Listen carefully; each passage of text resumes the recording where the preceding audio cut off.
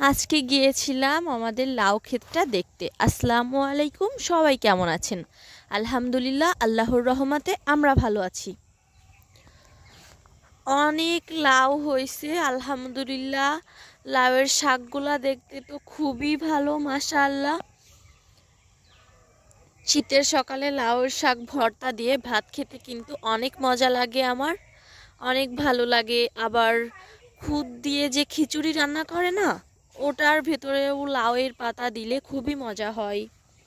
কার কার খেতে ভালো লাগে অবশ্যই কমেন্ট করে জানাবেন।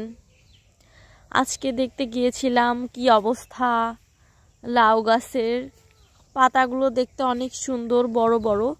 এই যে আমি একটু নিচেও দেখতেছিলাম যে কি অবস্থা। লাউ দিয়ে কিন্তু দুধ কদু দুধ কদু যেটাকে বলে, দুধ দিয়ে আর লাউ দিয়ে রান্না করা হয়।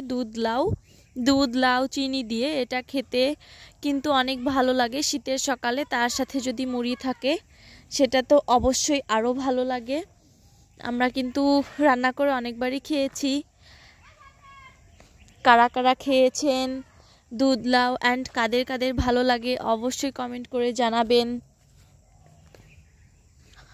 শীত তো প্রায় চলেই যাচ্ছে, চলে আসছে গরমের আবহাওয়া। এখন বেশি শীতও লাগে না, শীত অনেকটাই কমে গেছে। অনেক বড় বড় পাতা হয়েছে লাউয়ের। আবার দেখা হবে নেক্সট ভিডিওতে। আল্লাহ হাফিজ।